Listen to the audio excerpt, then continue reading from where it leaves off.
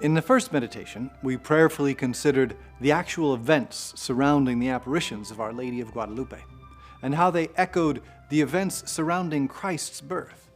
In the second meditation, we reflected prayerfully on some of the words that Our Lady spoke to Saint Juan Diego throughout those wonderful, unforgettable days back in 1531.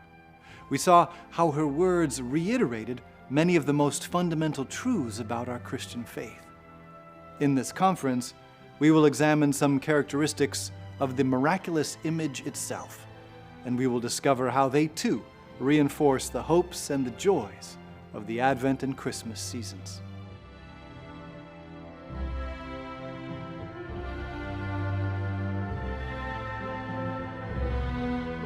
Before getting into the image, it is only fair to point out that plenty of critics have denied the authenticity of the events and the image of Our Lady of Guadalupe. These critics bring various arguments to bear in order to claim, basically, that the whole story was invented so as to trick the native Mexican people into becoming Christians. Many Catholics have responded to those arguments and criticisms through in-depth research and investigation. And although some faith-motivated interpretations of the image do seem to make some exaggerated claims, the research in general is quite convincing in its support of authenticity. The canonization of Juan Diego in 2002 and the insertion of the feast day of Our Lady of Guadalupe into the Church's liturgical calendar show that the official Catholic position is accepting of the authenticity, though the Church's main concern is the message contained in these events and image. Nevertheless, as with all approved Marian apparitions, the Church doesn't put its veracity on the level of dogma. Catholics are certainly not required to believe in Our Lady of Guadalupe, or Our Lady of Lourdes, or Our Lady of Fatima with the same divine faith that we have regarding God's revelation in Christ of dogmas like the Incarnation, the resurrection, and Jesus' real presence in the Eucharist. Here is how the Catechism explains the value of approved private revelations like Our Lady of Guadalupe. Throughout the ages, there have been so-called private revelations, some of which have been recognized by the authority of the Church. They do not belong, however, to the deposit of faith. It is not their role to improve or complete Christ's definitive revelation, but to help live more fully by it in a certain period of history. Guided by the magisterium of the Church, the sensus fidelium, common sense of the faithful, knows how to discern and welcome in these revelations whatever constitutes an authentic call of Christ or his saints to the Church. You can learn more about the various criticisms and investigations from the books listed in the further reading section at the end of this conference. For now, let's take a look at the most evident symbolism contained in this amazing image and see how it continues to reflect and reinforce the Christmas message.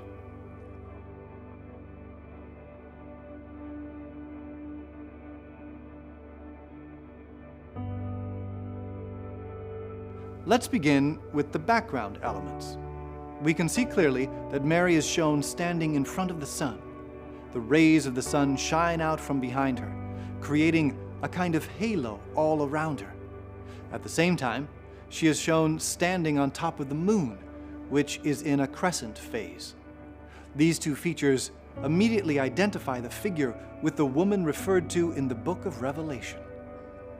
A great sign appeared in the sky, a woman clothed with the sun, with the moon under her feet, and on her head a crown of 12 stars. She was with child and wailed aloud in pain as she labored to give birth. Catholic liturgy and Catholic spiritual writers throughout history have seen in this biblical passage a reference to the Blessed Virgin Mary, as well as a reference to the Church itself, of which Mary has always been considered a theological type.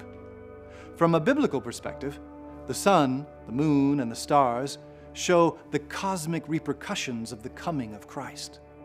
In the eyes of the Mexican natives who first beheld Our Lady of Guadalupe, it would have meant something much more concrete. They may not have been familiar with the biblical passage from the book of Revelation, but they were very familiar with the sun and the moon. As a pre-industrial advanced civilization, their entire worldview was built around the seasons and the rhythms of the agricultural year, which were measured through solar and ritual calendars. As a pre-secularized pagan culture, their religious practices and beliefs were intricately intertwined with that same worldview. They recognized their dependence on the forces of nature, which were beyond their control, and so they attributed divine powers to the indicators of these forces, the sun and the moon. Some native beliefs saw the sun and the moon as being gods who were constantly in conflict, and religious sacrificial offerings were made to help sustain the sun in that cosmic battle. In this context, the third element of the background, the angel beneath and supporting the moon, whose many-colored wings are shaped like the wings of an eagle, is also significant. The eagle was a sacred bird for the Aztec people, the leaders of the empire that ruled over Mexico at the time. It had a mythological role in Aztec origins and an ongoing role in Aztec worship.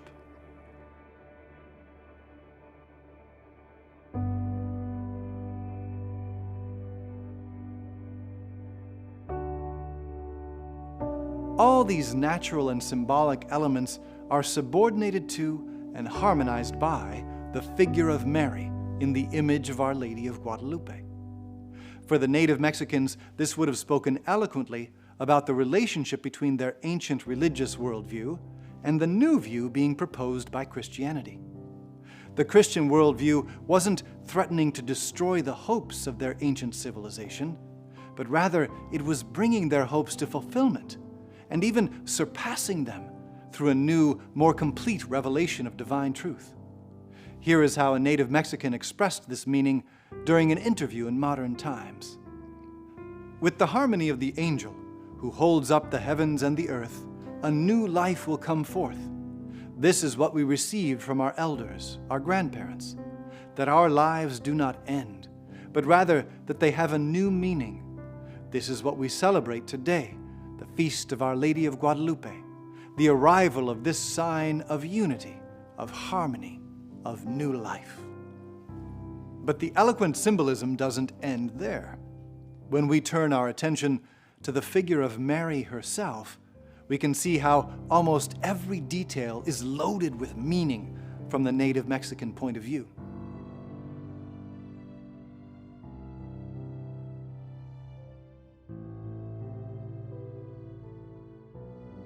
First of all, the blue-green cloak decorated with stars would have reminded the Mexicans of the blue mantle decorated with emeralds, symbolizing the heavens, which was worn by the Aztec emperor.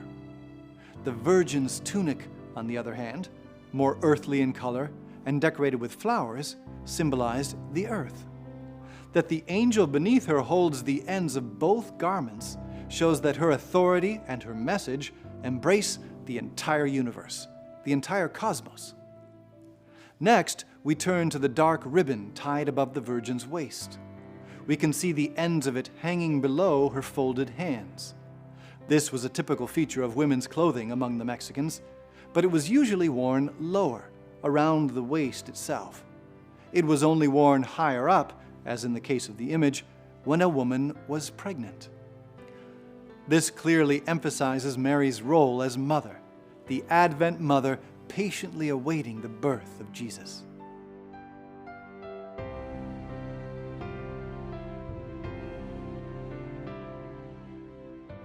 But who is her child? This too appears in the symbolism, through the flower outlined exactly underneath the ends of the dark ribbon over Mary's womb. 3 types of floral images decorate Mary's tunic. An isolated 8-petaled flower, which appears 8 times, a symbol of birth and new life.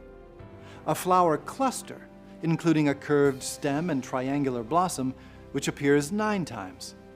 And a 4-petaled jasmine flower, which appears only once. It is this flower that adorns the portion of Mary's tunic covering her womb. and its many-layered symbolism for the native peoples would have clearly indicated the uniquely divine nature of this woman's child. It's interesting to note that all these floral designs are two-dimensional. They don't undulate with the folds and the shadows of Our Lady's clothing, which is depicted in 3 dimensions. This detail indicates that they are more than just decorations. They are actually reminiscent of a form of pictographic writing used by the Mexicans in that time period. These pictographs would be placed on square pages, and they would be read from different angles.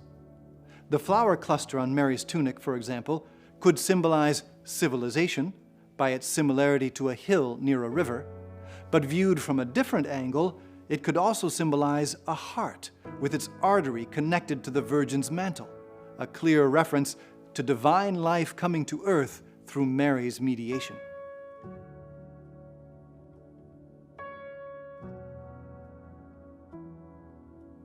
The jasmine flower isn't the only link to Jesus in the image.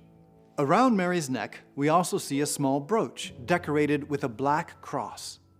Missionaries at the time preferred to use empty crosses when they spoke about Christ's passion and resurrection, because they thought that a crucifix might confusingly evoke memories of human sacrifices used in Aztec religion.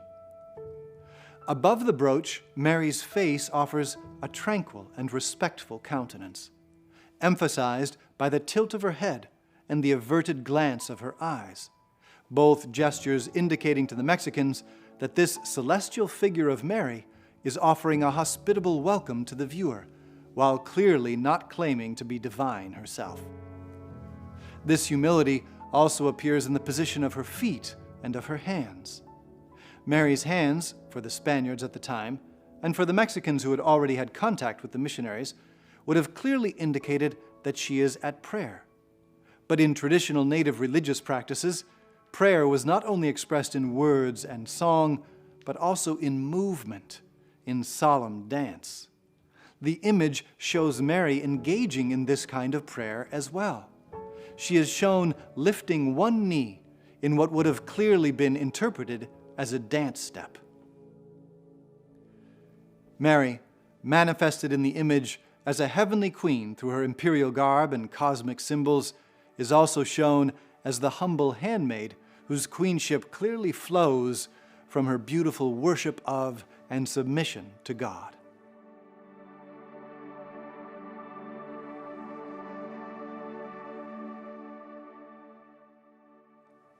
Finally, the color of her skin is also remarkable. Mary shows herself to be what is called mestiza. That is, her skin is a mixed color, not so light as the typical Spaniard, and not so dark as the typical Mexican. She shares the characteristics of both ethnic groups. Here again, we see Mary building a bridge between cultures, harmonizing in her image the differences that were threatening to tear apart this society in the aftermath of the Europeans' arrival to the New World. Through all these visual elements, Our Lady of Guadalupe is helping to translate Christ and the Christian message into a language that could be understood and savored by the native Mexicans. The miraculous image's attention to so many details makes its appearance very similar to the appearance of Christ at the first Christmas, when God unmistakably revealed His care and His interest in each one of us, simply by becoming one of us. Take some time now to reflect prayerfully on the personal questionnaire in the companion guide, which is designed to help you draw some personal applications from this historical and spiritual reflection.